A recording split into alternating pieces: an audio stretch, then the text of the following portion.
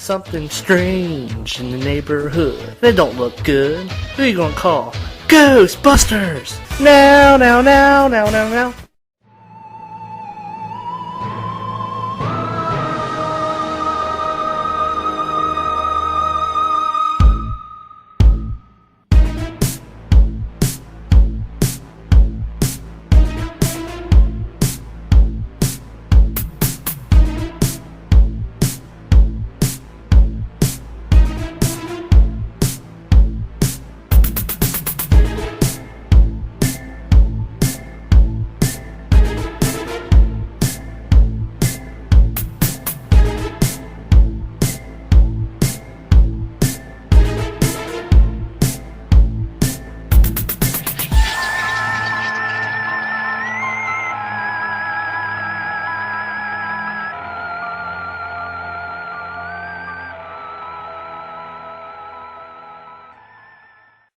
I have an important question for you, Mr. Mash. Okay. Maybe the most important question that anyone will ever ask you. Who are you going to call? What do you mean, who am I going to call? Are you in the mood to go out and get something to eat? I know this great pizza place. Ghost, JD.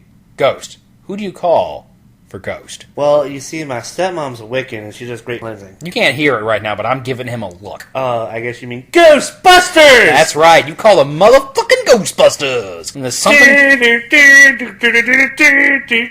Ghostbusters! Or if you're playing the old NES video game, it sounds more like Ghostbusters! Ghostbusters! Today we were talking about Ghostbusters, and we actually have talked about the first two movies in our very first year when we did our Ghost Stories episode. We mentioned them. But we didn't go into a lot of detail, and this is obviously a well-loved franchise with a very passionate fandom. These films certainly deserve more discussion, especially since, hey, there's a new one out, and we've seen it. There's a new one out? It's a brand new Ghostbusters Why didn't you tell me movie. this? What are you talking about? We saw it like 3 hours ago. Oh. We are a fan of the Ghostbuster series. Just to put it out front, we like all three of these movies. And of course, there are cartoons and video games and comic books and toys and merchandising of all shapes, sizes, and stripes. Unfortunately, are not sitting here drinking Ecto Cooler because it's not in our area. I'm not pissed off about Girl Ghostbusters. You know what pisses me off? The fact that Ecto Cooler is back and it's not available nationwide. That's the thing that gets me on Twitter and ranting and sending angry letters. And then you go on Amazon to try and order a can. This product is out of stock. The thing that really pisses me off about it is, oh, well, this is for Prime members only. It's in chains, but none of the chains that are local for us. It's in weird second-run chains like ShopRite and Shopper and Hub or Hab or whatever the fuck. Heb. Places I've never fucking heard of. Why are you denying us Ecto Cooler? Why are you dangling that in front of us? However, I was able to procure the Ghostbuster Twinkies, the green slime and the marshmallow ones. I like the green slime ones a lot better because the marshmallow Twinkies are oppressively marshmallowy. Let's go back to the very first movie from 1984. Ghosts. Hello, Ghostbusters. They're real. You do? They're mean. You have? They're here. Hey, anybody see a ghost? They catch the ghost that won't stay dead. Try to imagine all life as you know it stopping instantaneously and every molecule in your body exploding at the speed of light. Right, that's bad. You see it? They're all that stands between you and the end of the world. Fire and brimstone coming down from the sky. Human sacrifice, dogs and cats living together, mass hysteria. Ghostbusters. Starring Bill Murray, Dan Aykroyd, Sigourney Weaver, Harold Ramis, Rick Moranis. We came, we saw, we kicked its ass. For a long time, IMDb would spell this Ghost Space Busters, and it used to drive me crazy that they did that. Of course, for a long time, they also listed Abbott and Costello Meet Frankenstein as Bud Abbott, Lou Costello Meet Frankenstein. That's what it's called in the opening credits of the movie. That's IMDb. They're stupid. Hey, did you know this? Dan Aykroyd's original script for Ghostbusters was set in the distant future, where ghostbusting is an everyday service like firefighters or police officers. They traveled through time, they wore riot gear style uniforms, and instead of the proton blasters, they had magic wands. And they fought many different giant ghosts, the Stay Puft Marshmallow being just one of them. And according to everybody who's read it, that script was also book length, 500 pages long. Jesus. So obviously this insane project was not going to be filmed that way. It wouldn't have been possible to make that movie back in 1984. The writers who worked on the movie, which include Ivan Reitman, its director, and Harold Ramis, who would of course play Egon, they managed to whittle that script down to a manageable product. You know, I'm sure you do know this, that part of Peter Venkman was originally written for John Belushi. I did know that. And you know know who the part of Winston was originally written for? Eddie Murphy. Yes, Murphy passed on it. And apparently in the original shooting script, when Murphy was still attached, Winston entered the movie much, much sooner, like in the first act. Oh, really? Yeah. And then do you know who was originally going to play Louis Tully? Chevy Chase? No, John Candy. Oh, okay. They didn't let him do it because John Candy insisted the character speak with a German accent and always carry around 2 pet poodles. So instead it went to another SETV alum, Rick Moranis. So hey, what's this movie Ghostbusters about? Well, it's about 2 guys and an ape that go around And a flying car. and they fight primeval. No, that is not what it's about. It's actually about 3 guys. Peter Venkman, Ray Stantz, and Egon Spengler are paranormal researchers. When they lose their funding at New York University, they strike out on their own as businessmen. One of the reasons Ghostbusters is the most American movie ever made is these 3 guys have discovered definitive, irreproachable proof of the afterlife, and they immediately decide to use this to make money. Okay. They set up a ghost-busting service, and at first business is a little slow, but very soon it picks up and they're the talk of the town. Eventually, a young violinist named Dana comes to them. She's seen strange things in her refrigerator. Mm-hmm. They become involved in a very important case that may bring about the end of the world. Worlds are always ending in movies. At some point in time, they've got to up the ante, right? The end of the universe or something. The blockbuster escalation is going to reach that point. Hey, who's some of the actors in this here movie, Ghostbusters? Steve Martin, Angelina Jolie. I'm sorry, I'm terrible at names. Well, Sigourney Weaver's in this. Sigourney Weaver is in this. By 1984, she had already survived at least one encounter with another scary monster. Dana maintained some of Ripley's practical nature. At first, she does not believe in the ghost thing at all. She's initially very reluctant to accept Peter Venkman's romantic overtures. Sigourney Weaver's kind of hot in this. When she's possessed, you mean? Well, I mean, yeah. And she's demanding that you get inside her? Yeah.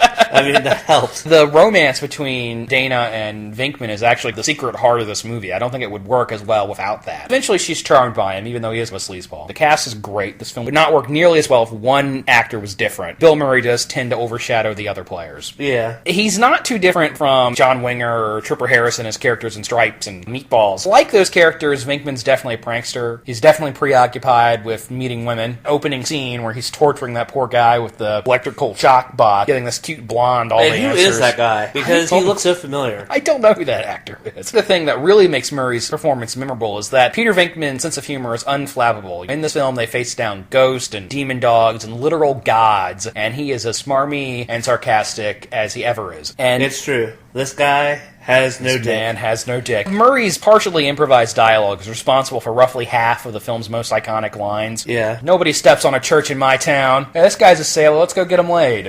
Things of that nature. We came, we saw, we kicked its ass. Yeah. Other great moments is he slimed me. When he comes into Dana's apartment with that weird sniffer thing. Yeah. When he starts dancing in the street, when he's trying to win her over. That's the most iconic scene from that movie, because one of the first things you see in any quick promo for the movie, that's the first thing you see. You're right. Whenever this film's playing on TV, they always show that scene of him doing the funny little chicken walk in the streets. That and where the Stay Puft comes around the corner. Yeah, no, it's true, yeah. Murray's amazing in this film. You know who my favorite Ghostbuster was as a kid? Winston.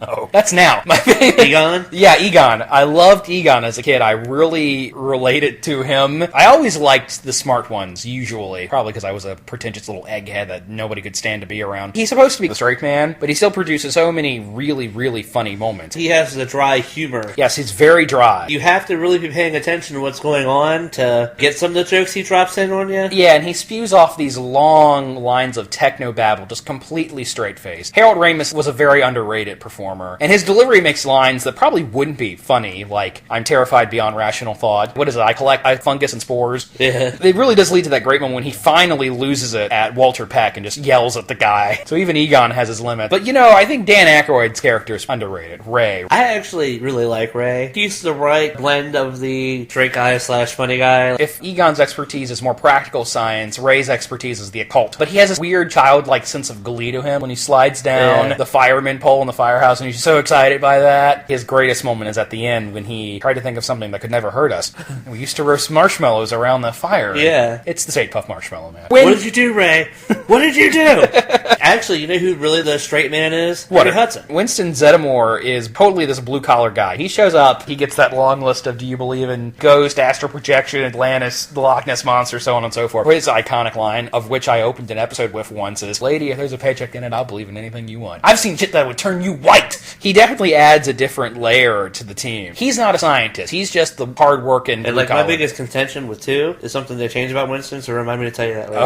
Okay. One more great thing I love about Ray is when Gozer appears, he steps up very calmly to this god and explains what it is and what he does. And New York Law Code Stature 37 on paragraph 2. They get blasted. Yeah. And Winston says, Ray, somebody asks if you are God. You say Annie Potts is Janine. Does not give a shit about anything. Nothing but contempt for everything that's going on. Ghostbusters, what do you want? Gonna flat out say it, I've always had a huge crush on Janine. That explains a lot about my taste in women. Oh, and we didn't mention Rick Moranis as Tully. Deeply neurotic, and he has that reoccurring gag about the door to his apartment is always locked. Yeah. He throws the worst parties in the world, and he's always trying to be really interesting, but his deep nerdiness is an impediment, so nothing is evocative. And once he gets possessed, the lines about how Minnie knew what it was like to be dissolved in the pit of a slore that day, or whatever it is he says. And it's his delivery. His stares. Once Tully gets possessed, that character becomes brilliant. I guess we should actually talk about, the plot of this movie instead of just the characters. What's their first big case as a team? The Slimer case? Yeah. Slimer, who would eventually become the series mascot. Yeah, but he's called Spud in this, isn't he? Yeah, they call him Spud. In the original script, he was called Onion Head. In the original merchandise, just called him Green Ghost. I don't think he actually became Slimer until the cartoon. Slimer's introduced nonchalantly. I think it's Peter who comes around a corner. He's there at the dining cart just eating. Seems to be Slimer's goal in life, is he's a bit of a glutton. Really, the humor in that escalates fantastically. They blow up a cleaning lady's cart with the flaming rolls of toilet paper. Peter is slimed. Ray. Go into the ballroom and fucking wreck it. Don't stare at the trap. I stared at the trap. Or when they're in the elevator going up, and Ray's like, little moments make this movie great. From a narrative screenwriting perspective, that scene with Slimer sets up the rules of how the equipment works, how the proton packs work, and the trap works, and the things they must never do, like cross the streams, which of course is very important later. I think the reason Slimer became so immediately lovable, how could you not love the greasy little Spud? He's so charismatic, even though you only see him for like 30 seconds. I think the reason every kid wanted to be a Ghostbuster is because of how cool the proton packs are. Yeah. You want to shoot energy lasso and trap ghosts in little boxes. It's no wonder this film would spawn such a huge merchandising empire, because there's just something innately fun about the idea and the equipment. I think we argued about this last time we talked about this movie on the show. Do you consider Ghostbusters a horror film? I don't know. It has its moments, but I think it's more of a comedy. I would call it a comedy with horror elements. There are some scenes in this movie that when I watched this movie as a very young kid, kind of scared me a little bit. The library scene's pretty intense. Yeah, the library ghost turns into this giant screaming ghoul. That's a good jump scare, but the scene that always really got me is when Dana's sitting in her chair and fucking hands the hands come out. I hate that shit. Why do people put that shit in a movie? The closet opens and there's the terror dog and she's drawn into it. I thought of it, now I'm getting cold chill. It didn't really scare me, but the scene at the end when the containment unit is opened and all the ghosts come out, the zombie cab driver. Yeah. What do you think of the terror dogs? I'd say that most of them hold up pretty well. The only thing that I think that has started to show its age a little bit is the terror dogs. Some of the stop motion is a little rough. Yeah. You can see the seams. Other than that, most everything else holds up pretty well. You can't even tell that the Stay Puft Marshmallow Man is a guy in a suit walking on cardboard buildings. Yeah, it's totally a kaiju. It's a guy in a suit on a miniature set. Yeah, it's suitimation. Love the design of the terror dogs. What are the terror dogs' names? Zool and, can't remember the other one's name. Vince Corpo? I think that's what it is. Yeah, it's like Vince Corpo or something like that. Yeah, the bigger nerdy question is, how do you know the difference between which terror dog is which? Well, it's the ears, isn't it? The horns. The female has downward pointing horns and the male has upward pointing horns. That is literally the only difference. Now, I will say that scene scared me as a kid. When it's in the closet? No, when he's chasing Tully. And there are some ominous moments when she opens the refrigerator and there's Zool. Yeah. In addition to having a really great cast and good special effects and being really funny, it's really well paced. A lot of people have since pointed out, in the middle of the movie, the EPA agent, Will Afferton is the actor, and he comes in and he shuts down the Ghostbusters, saying this is a ridiculous violation of environmental rights. And of course, it is. is. These guys are walking around with unregistered, decaying radioactive isotopes on their backs. Walter Peck is right, and the character is written to be such an asshole, that you're rooting for the Ghostbusters. That last act balances the humor very well. As you go from that moment of the streets cracking open, after that, there's that long sequence of them going up that endless spiral of stairs. God forbid they take the elevator in the apocalypse. I mean, Well, yeah, you can't take the elevator in the apocalypse. What do you think of the initial appearance of Gozer? Ziggy Stardust. It's a little Bowie-esque, isn't it? Androgynous female and a weird skin suit. Originally, Gozer was going to appear as the architect of the apartment building, and you know who was going to play him? Who? Paul Rubens. Pee Wee Herman. Really? Yeah, he was going to be Was that before or after the... Oh, this was long before the public indecency arrest. The thing that people really remember about the climax is the greatest sight gag in the history of cinema. Probably the greatest scene in all of cinema.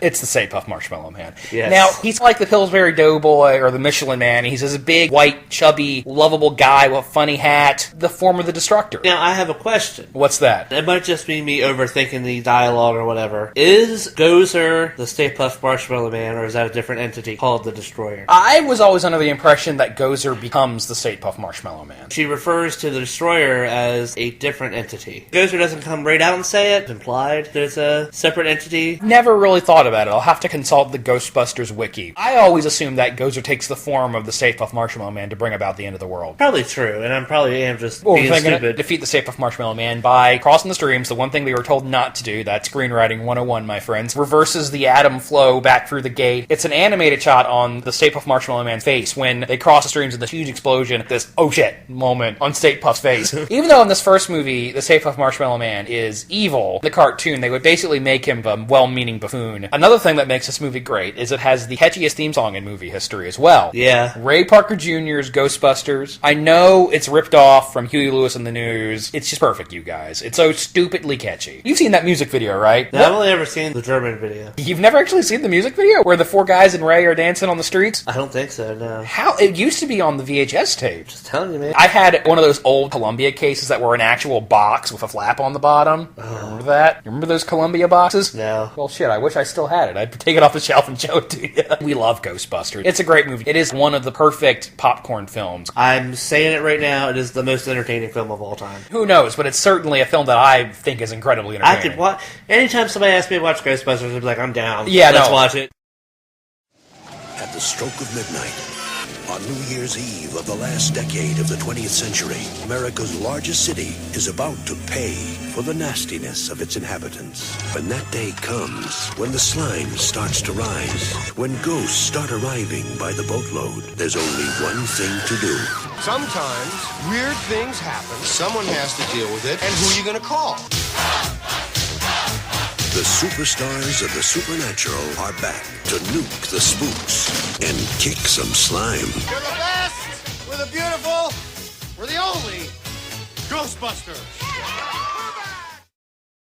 The movie was an enormous success. I do believe it was the highest grossing film of 1984. The studio wanted a sequel, but Dan Aykroyd, Ivan Reitman, Harold Ramis all said the first one is a complete story. They didn't feel the need to do a sequel, which in retrospect seems odd. Dan Aykroyd's always been one for convoluted self-mythologizing. This is the guy who's insisted upon making a sequel to Blues Brothers even after John Belushi was dead. Didn't they do that? Yeah, it was called Blues Brothers 2000 with John Goodman. It was terrible. Bill Murray didn't even really want to do the first one. The only reason he made the first Ghostbusters is because Columbia said, if you do this movie, we'll finance this little pet project of yours, a dramatic film called The Razor's Edge. He was really reluctant to come back for the second one. It took him 5 years. They talked everybody into doing it. Ghostbusters 2 came out in 1989. I was a year old. We were right about the same age as the baby. True. We're about the same age as Oscar. Ghostbusters 2 remains controversial among fans. Some people love this movie. Some people think it's not as good as the first one, but it's still a solid continuation. And a lot of people hate this film. Well, I definitely don't hate it, but it's definitely not as good as the first one. I watched this one almost as much as the first as a kid. I would usually watch them back to back because I had them both on VHS. One of the reasons why a lot of people dislike Ghostbusters 2, the film is very determined to restore the status quo. In the 5 years in between the first and second film, the Ghostbusters have been sued into non-existence. Everybody in New York City have been convinced that they were con artists and fraudsters, that everything that happened in the first movie was an elaborate hoax. Ray and Winston are doing birthday parties for unappreciative children, where the Ghostbusters, the kids start shouting, He-Man! Something strange in your neighborhood. Yeah, apparently the Ray Parker Jr. theme song exists in the universe of the movie. And then they say, who are you going to call? He-Man! He-Man! Yeah. Peter Venkman is hosting a paranormal talk show of which he's clearly not interested in. Dana and Venkman's relationship is so over that she's had time to end their relationship, meet another man, marry him, have his child, and then divorce that guy. She has a little baby named Oscar. But she still has a fire burning for him. Yeah, we find out. Even though Dana was a concert violinist or celloist, I'm not sure which, in the first movie, in this one she's gotten the job as a restorer in a museum, and she's restoring a creepy-ass painting of an evil dude named Vigo the Carpathian. Brutal dictator from, I think, the 10th century or something like that. Turns out Vigo's spirit survives in the painting, and he is determined to do two things. He wants to be reborn. He's connected to a river of slime that runs underneath the city. New York City needs the Ghostbusters again. So you know what the biggest problem with this movie is? What's that? They shaved Ernie Hudson. Is that some weird fetish of yours? I have to shave Ernie Hudson. That is his name, right? Ernie Hudson? Yeah. That's the actor, yeah. Yeah, they shaved his face. They grew out his hair and shaved his face. So what you're saying is, if Winston had his mustache, this movie would be 99% better. Well, I don't know about 99% better, but it might be 60% better. You pick the weirdest things to get hung up on. But, I mean, he just looks so different. It's okay. I believe you. The real problem with this film, it seems very unlikely to me that the entire city could be convinced that four guys tricked everyone into seeing a giant marshmallow man. Repeat the exact same story beats from the first one. The Ghostbusters have no credibility. They have to convince everybody again that ghosts are real, that they're real scientists, that they're serious, that the city's in danger. Instead of building off the possibilities of the first movie, we're back to zero. It's basically lazy screenwriting. Do the same formula again. And that's a serious problem with the film, which I do like. Brings back Slimer. Yeah, Slimer is back. He's driving a bus in this one. Don't they do the shutdown of the containment cell again or something in this? Vigo takes over the museum and puts the slime dome over the museum, and that causes all the supernatural crazy shit to happen again. Oh, okay. Basically the same thing. Both movies have that montage where the ghosts are unleashed on the city, and you see a bunch of little vignettes of crazy paranormal activity happening. I think the relationship between Venkman and Dana works really well, even though it's hard to imagine somebody like Peter Venkman raising a kid. He immediately has this rapport with the baby, as much as you can have a rapport with a baby. The scenes of Dana and Peter navigating parenthood together are cute. Maybe some people think that's too cutesy, but I have no qualms with it. Getting the cast together helps a lot. That scene where they're in the courtroom and they put on their proton packs to charge them up, it's fun just seeing the team back together again. Or the scene where they disguise themselves as construction workers and they have to bullshit their way with cops. Oh yeah, I love it. And Ernie Hudson has more to do. He has a much bigger role in this one too. Now, what do you think of Vigo as a villain? Is he an improvement or a step down from Gozer? He's a more menacing villain. He has a more defined goal. Gozer's general goal was just to bring about the end of the world, while Vigo, he wants to be reborn. Actually has a part in driving the plot. Yeah, it's true.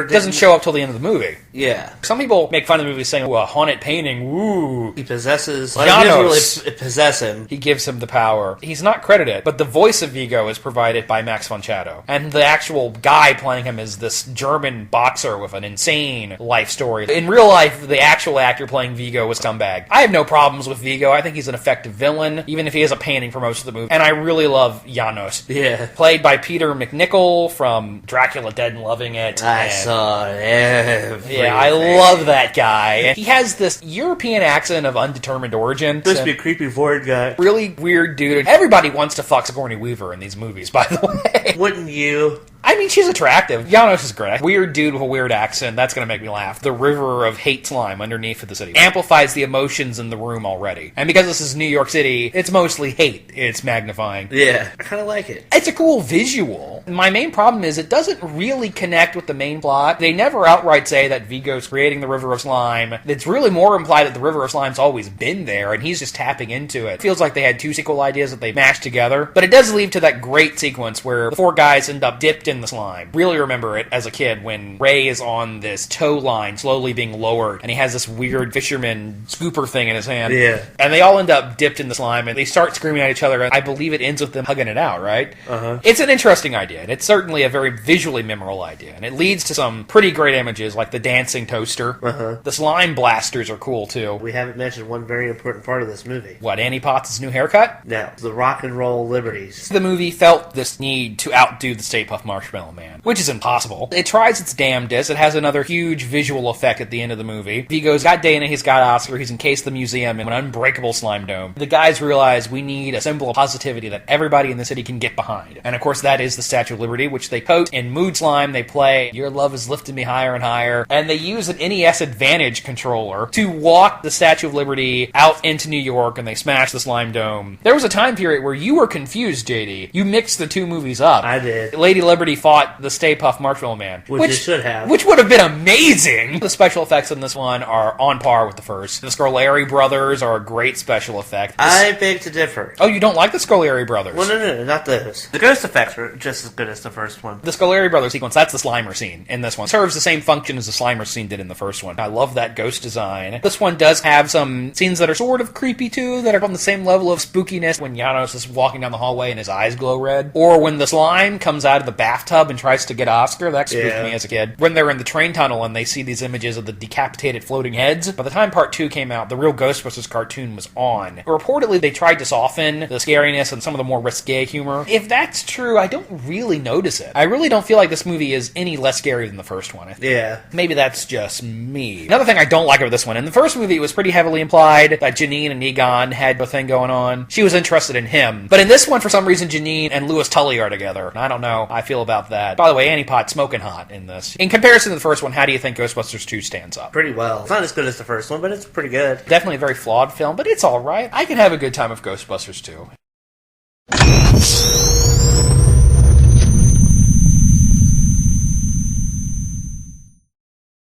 For years and years and years, we heard rumors and rumblings about Ghostbusters 3. In the 90s, there was a script for Ghostbusters 3 called Ghostbusters Hellbent. Aykroyd wrote this. It would have been about the four guys getting sucked through a portal to an alternate Hell, New York. The exit from this Hell version of Manhattan was the bridge into New Jersey, which was meant to be ironic. It would have been a team of younger, recruited Ghostbusters on the other side trying to get the original guys back. And that was a recurring theme in all of the proposed Ghostbusters 3. There was always going to be a team of younger recruits. The idea was always that they were going to be played by whoever the up-and-coming comedy stars at the time was. In the early 90s, it was probably Chris Farley and Adam Sandler. In the late 90s, it was Ben Stiller. In the early 2000s, it was Will Ferrell. People of that caliber. Ghostbusters 3 almost happened, and a new script was written by these guys named Gene Stupinski and Lee Eisenberg. Nearly everybody was signed. Ivan Reitman was going to come back and direct, but those guys also wrote the script for this movie called Year One. Do you remember that? Michael Cera, Jack Black were cavemen. Oh, yeah. Yeah, that movie was not good and did not do well financially, and that was the reason why that version of Ghostbusters 3 was put back into turnaround. One of the main reasons why a third film was not made for years and years and years. Bill Murray had no interest in coming back. It went back and forth. At one point, apparently the plan was, Bill said, I'll do the movie if you kill me off in the first 10 minutes. And the idea was maybe he would come back as a ghost, was something that was apparently being considered at one point. From time to time, he wasn't in the movie. Occasionally, he would say he maybe might do it. Anytime anybody asked Dan Aykroyd about Ghostbusters 3, he would always say, yeah, we're going to start filming next summer. When Harold Ramis died, that was officially the stamp, okay, Ghostbusters 3 is not going to happen now. I feel like Ramis' death almost pushed this new film into production in a lot of ways. Maybe after Egon died, they felt, okay, we can start over now.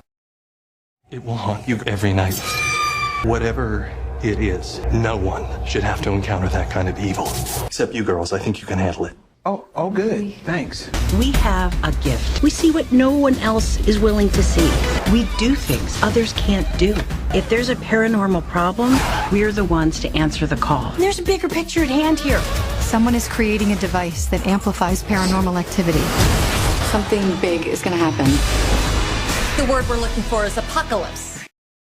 Boy howdy has this film been a source of controversy. Obviously, 2016, new Ghostbusters movie. It's a complete reboot, and I can understand people being upset about that. You want to see the story continue. If you're not a fan, Melissa McCarthy, prior to this movie, I wasn't really familiar with Kristen Wiig that much. I had no idea who Kate McKinnon and Leslie Jones are. I was cautious about it at first. A lot of the backlash to this new movie is just based on the fact that it was going to star women. I don't think that's a valid reason to dislike a film, because it stars women. Yeah, it came out today. We've seen it. We like this movie. Yes. We both like the new Ghostbusters. This will will be a spoiler-filled discussion. It's not as good as the original. It was never going to be. I don't think it would have been possible to replicate that. It's a solid movie. Its biggest problem is that its first act, I would say, is a bit slow. It takes quite a bit of time to find its comedic rhythm. There's a scene where Melissa McCarthy puts on the proton pack and is floating around through the air, and during the first act I was like, it's gonna get better, right? It's gonna get funnier at some point. And it does. It does take some time to find its footing. But once it does find its comedic footing, the laughs come steadily from that point on. And the film gets funnier the longer it goes on. Yeah, I love Patty. Yeah, Leslie Jones' character. She might be my favorite. A lot of people are singling out Kate McKinnon character. My favorite holds in the dancing. When she's dancing with the two blowtorches, that's a very funny moment. And it's very clear that McKenna has a indomitable comedic energy that works well on screen. And when I was watching this movie in the theater, I'm thinking, man, all the characters in this movie are weird and mean to each other, and that goes away eventually. Once everybody gets together and they start working together, that softens. The secretary character in this is a guy, which is another thing some people rolled their eyes at. I don't care. Played by Chris Hemsworth, Kevin is bizarre. A total nutball. I think he's my second favorite character in the whole movie, though. He's a buffoon up to a new level of buffoonery. When a loud sound comes, he doesn't rub his ears, he rubs his eyes. He has glasses on, but there's no lenses in them. He wants to be an actor, and he holds up these two headshots where one he's playing the saxophone and the other one he's listening to the saxophone. I'm not really sure where it's coming from, but it's funny. And he's got great comedic timing. He Oh yeah, no, well, I mean, he's funny in the Thor and Avenger movies, so that didn't shock me. Melissa McCarthy and Kristen Wiig, you said they're basically doing their usual shtick. McCarthy's doing... Well, she's not quite as boisterous as she is in some of her other films. She still does a lot of slapstick. For instance, the one that made me sigh was that is a deadly high five. Very Melissa McCarthy thing. Recurring element of humor with Kristen Wiig's character is that she's very attracted to Kevin, even though he's a complete idiot. The way that she hits on him and stuff is a very Kristen sort of Wiig thing. The nervous eye girl thing. Yeah. But overall, the cast works together pretty well. And yeah, Leslie Jones was the standout for me. I thought she was hilarious. When she's walking around and the ghost, this dragon demon thing is on her shoulders, or when she's walking through the theater backstage and this mannequin starts following her,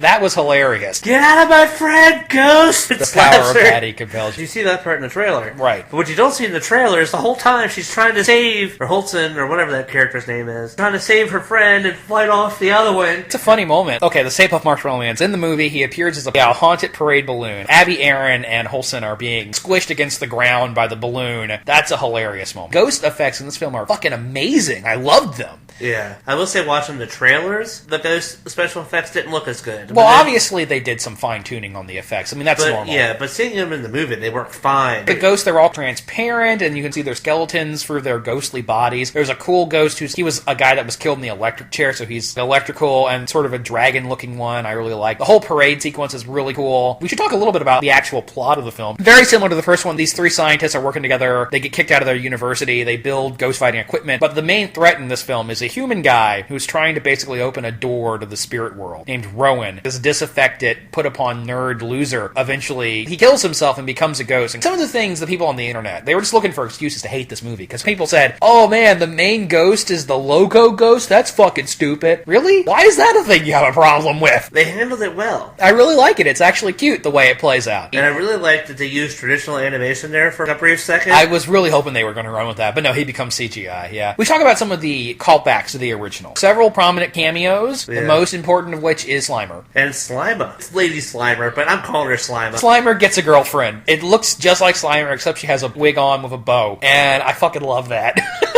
This is the first movie to do that. You would have thought one of the cartoons would have done something like that. Yeah. And Slimer's role in the film is amazing. He goes on a joyride in the Ecto-1, and he kind of saves the day, unintentionally. Which I like. I always liked it how Slimer was just a ghost doing his thing in the cartoon. All the main cast members original do appear. Bill's in the movie. He plays a skeptical scientist. Aykroyd has a cameo as a cab driver who is weirdly knowledgeable. I like to think that that's just an alternate universe version of Ray. Harold Ramis is kind of in the movie. A bust of Ramis appears early on, which I thought. Janine's in the movie. Yeah, Annie Potts is a great cameo as a hotel receptionist. Ernie Hudson, I kept waiting. The movie was nearly over. Where's Winston? They had gone the whole film without getting him in there, and he shows up at the end. It's actually a really good payoff on a running gag throughout the film. Yeah. Sigourney's in it too. She shows up at the very end. I think a problem I have with the film is there's not very much with the ghost trap. There's really only one sequence with the ghost trap. Otherwise, the busters actually kill the ghosts. Weirdly, they disintegrate. Yeah. Well, let's talk about some of the gadgets in the film. Yeah, well, there's all sorts of new ghost-busting gear in addition to the traditional proton packs. There's also like a proton gauntlet, a little handheld, handgun-style proton blasters. And a proton shotgun. Ghost grenade. I love the ghost grenade.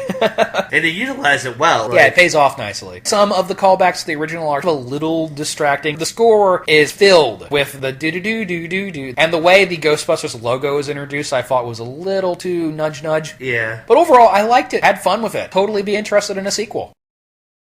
From the hit movie, The Real Ghostbusters. Together, Saturdays, this fall on ABC. Ghostbusters just isn't a series of films. There's a huge multimedia thing. Most prominently, a cartoon series ran from 1986 to 1991. That's 7 years. That's a pretty long run. And it was called The Real Ghostbusters. Now, you know why it's called The Real Ghostbusters. The short of it is, there was another cartoon that Filmation had made called Ghostbusters. It was based on a TV show in the 70s. I don't think Dan Aykroyd and Ivan Reitman were aware of that series. But because of that, this other company, Filmation, the guys who made the He-Man cartoon, ironically. So they had the rights to use the name Ghostbusters. So when this movie came out and was huge, they immediately made a shitty cartoon show called Ghostbusters. Probably tricked a lot of very confused kids. So that's why the actual Ghostbusters cartoon is called The Real Ghostbusters. Over the last month, I think I've watched about 30 episodes of the original Real Ghostbusters cartoon, because I didn't remember it really well. The show went off the air in 1991. I was 3. I saw it in reruns. It used to get shown on the USA Cartoon Express. Is that how you watched it? Yeah. Obviously, it's a pretty dated show. Some of the episodes I watched were bad. That first episode, called Ghost R Us, is not too hot. But there are some okay episodes. The Boogeyman is a solid episode. When Halloween Was Forever introduces the ghost of Halloween, who's called Sam Hain, this pumpkin-headed ghost who's pretty badass. I do like the Sam Hain episodes. I do like the Boogeyman episodes. I like Christmas Carol episode. Yes, Xmas Marks the Spot. That is a good episode. Ghostbusters end up accidentally going back in time, and they bust the 3 ghosts from the Christmas Carol. Yeah. And when they go back, Christmas has been ruined, so they have to go back in time again and teach Scrooge the lesson. That's a good one. And they justify in universe why the show is called The Real Ghostbusters. There's an episode from season 1 called Take 2. In the universe, they're making a movie about the Ghostbusters. That episode's not great, but it is worth it for one line of dialogue. The director of the film hands a script to Winston, and he says, Murray, Aykroyd, and Ramis. What is that, a law firm? Some of these are sort of fun. There's one called Vinkman's Ghost Repellers, where they go into the Bermuda parallelogram, which is like the Bermuda Triangle, but with more sides. Oh, Jesus.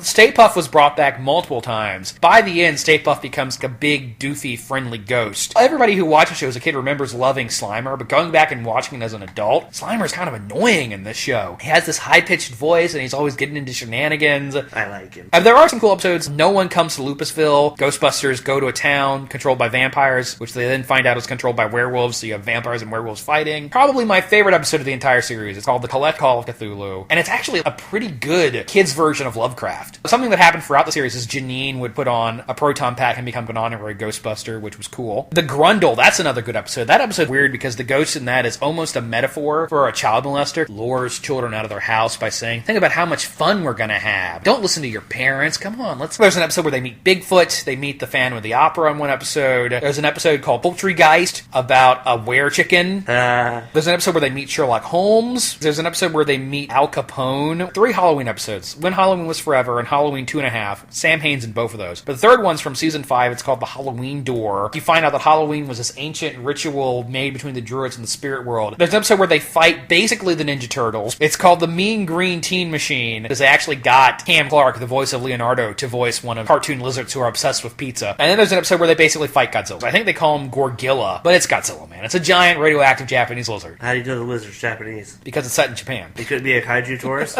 Going back and rewatching it, I can see the appeal there, but it's dated, and it's very much a kid's show. When a new breed of ghoul attacks the city, who you gonna call? Not the Ghostbusters, the new Extreme Ghostbusters. They're back and more outrageous than ever. The Extreme Ghostbusters make the world safe for mortals everywhere as they battle supernatural forces from beyond in this exciting new animated series from the same people who brought you the blockbuster feature films and the hit animated series Real Ghostbusters. The time has come to be scared again.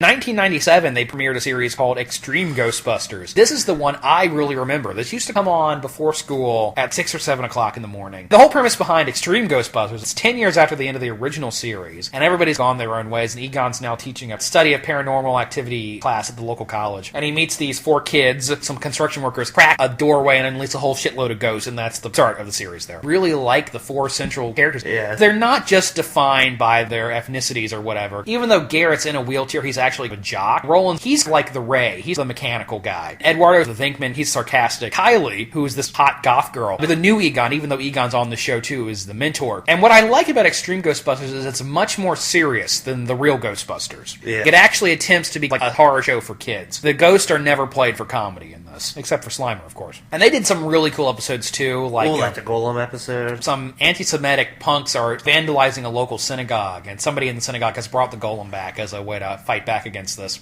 Now, this is probably one of the most adult episodes of a children's cartoon I've ever seen. It's handling a fairly serious topic for a kid's cartoon. It's a little heavier than you'd expect, because there's an episode called Deadliners. It's Ghostbusters meet Hellraiser. I know, I have to go home and watch that. Yeah, the premise of this one is there's this horror author who's like a cross between Stephen King and R.L. Stein, who's written this very popular series of books, but actually he was channeling these demons from another dimension, and the popularity of the books have allowed the demons to come into our world, like in The Mouth of Madness. And they're Cenobites. The one has got like giant buzzsaw in his head, and his face is inside out. And there's another one who has his eyes on the palm of his hands, and he has no head. His neck stump moves and talks, and it kind of looks like an anus. And they're kidnapping people, mutilating them, and turning them into monsters. It's not gory at all, but it is still rather dark for a children's cartoon. And there are a number of episodes like that. Casting the Runes is one where they go to this other hell dimension, which is very much like your classical fire and brimstone hell, red-skinned demons with horns torturing people. A good one is The Infernal Machine. This episode references Child's Play and Chucky by name. Yeah. There's a good killer clown episode called Killjoys about vampire clowns who are actually these weird worm monsters. Don't they feed on laughter instead? Yeah, they're attracted to laughter. There's a good episode called The Unseen, which is about a demon that steals people's eyes and you see empty eye sockets. There's a Gremlin episode. In Extreme Ghostbusters, the Gremlins have built in a natural oil that allows them to tear stuff apart more easily. There's an episode where they fight the Jersey Devil. There's an episode where they fight a siren and a banshee. They fight the Sphinx in one episode. That's a good one. There's an episode called Witchy Women. It's basically Ghostbusters versus the Craft. It's about 3 disaffected goth girls who are channeling power from this greater demon and use their abilities to get back to the people who've wronged them. Big finale of the series was a 2-parter called Back in the Saddle, where they bring back Ray and Venkman and Winston, and it ends with them fighting the Bermuda Triangle. Yeah. The Bermuda Triangle is inhabited by this giant ghost, and they turn a fire truck into a giant proton cannon and a concrete mixer into a giant ghost trap, and it's pretty cool. Extreme Ghostbusters was produced by Sony Animation, who also did Godzilla the series, which we talked about in our Godzilla episode. They're much better than you'd expect a Saturday morning cartoon show to be. I agree. Attention all Ghostbusters. Be on the lookout for haunted humans. Wanted, Granny Gross. She's no sweet old lady. Wanted, Tombstone Tackle. He's no hero. Wanted, Ex-Cop. He's not on your side. To catch these ghosts, you need the real Ghostbusters. Each sold separately.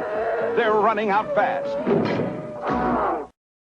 One of the things that's so cool about Ghostbusters is how cool the gear is. So naturally, that led to a lot of toys. That's one of the reasons why people have such a strong nostalgic connection to this first movie. If you were born between 1985 and 1990, odds are you had some Ghostbuster toys as a kid. The one you really wanted was the gear. You wanted the proton launcher and the ghost trap and the backpack. Now, how many of those did you have? I have a few. I only had the proton gun, which was a giant green foam swirly tube that you put in this device and you would just move a crank and it would spin around. It was pretty lame, truthfully. Always wanted the trap, never had the trap. I had the trap and I had the proton pack. You lucky bastard. I did a yard sale, so I never got it brand new. Kenner did a very long-lived toy line. And what was weird about that toy line is there were a lot of characters on the cartoon show that were clearly begging to get toys, like Sam Hain and the Boogeyman and characters like this, and they never did them in the toy line. Instead, the toy line had a really weird gimmick. Normal objects and normal people would turn into ghosts.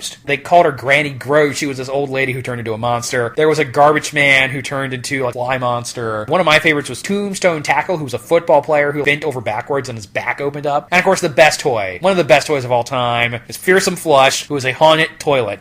Turns into a man-eating toilet monster. Yeah, when Extreme Ghostbusters came out, Trendmaster did a line of toys for that. And what I most remember about that toy line, the proton packs and the guns were fluorescent, bright colors. They were all transparent, bright orange or green or blue or something like that. A decade ago, NECA did a series of action figures based off the first movie. And obviously NECA's toys are targeted towards collectors, so these were very detailed. Unfortunately, they never got the likeness rights for any of the actors, so it was just the monsters. They did Slimer, the Terror Dogs, Gozer, and then a big State Puff. They're still really cool figures. The Terror Dog's eyes light up when you press down on their tail. The State Puff Marshmallow Man's about 15 inches tall. After that, Mattel created a online subscription for Ghostbusters figures. Unfortunately, Mattel's prices were really, really high for these. It was like $25 a figure, and the toys were not that great. The likenesses were off. It was one of these subscription things, so when you signed up for it, you didn't just get the one you wanted, you got everything. They really pissed a lot of people off. I've never heard anything good about MattyCollector.com. But eventually they did release the 4 Ghostbusters and Slimer in a box set. That was a Toys R Us exclusive, and I did get that. And most recently, Diamond Select Toys has done a series of Ghostbusters Select. They've got them all out, except for I haven't seen Dana with her background. They had planned on doing a Janine. I hope that's still coming. Each of these figures are going to come with a part of the hotel roof, and when the whole series is out, you'll have this huge diorama to put together, which is the kind of shit DST always does. And that's cool, but I don't know if I have the room.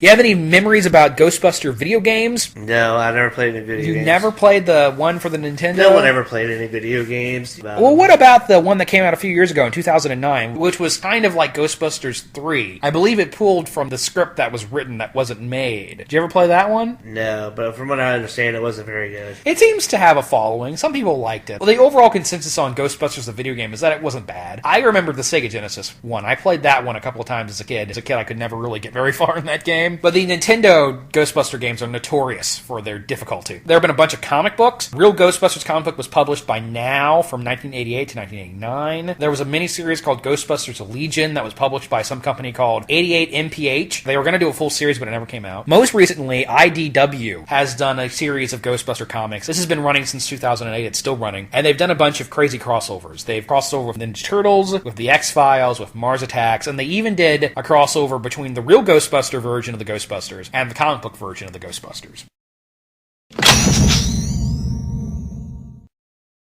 Now, what about the future? I don't know if you noticed, in the new movie, before the film started, there was a logo came up that said Ghost Corps. And apparently this is a separate production company. Sony has shown up with the intention of milking the Ghostbusters franchise for all it's worth. And for a while, there was some talks about doing a second separate reboot that possibly have starred Channing Tatum and Chris Pratt. Might have been directed by the 21 Jump Street guys. Yeah, I mean, that would have been amazing. That sounds like it would have been fun. From my understanding, that project was never actually seriously in development, and is now definitively not happening. There's apparently an animated movie in development. There's a new episodic cartoon show coming. Apparently this is set for a 2018 release. It's going to be called Ghostbusters Ecto Force. Hope this new one is successful. The theater we saw it in was about half full. Yeah, but we went to the early show. Yeah, and by the time this episode goes out, we'll know. All 3 of those movies, I like them. There's really very little of the Ghostbusters franchise that I dislike.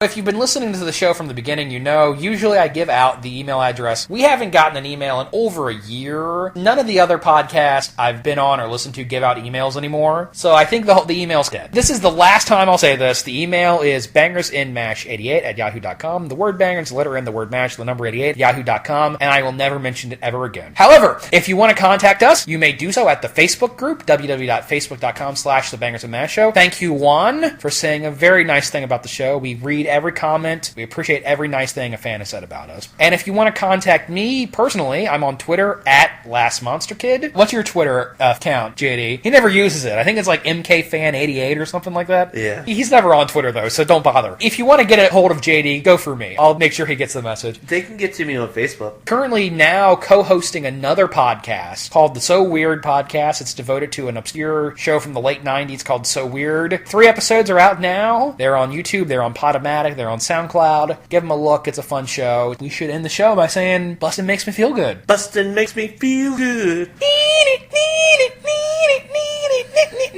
Bustin' makes me feel good. Yeah, yeah, yeah, yeah.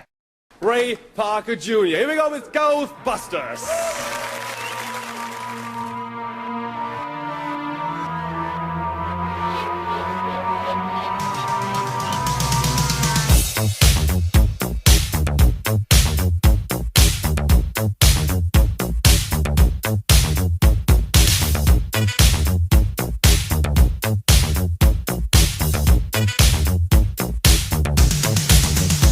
If there's something strange, it's like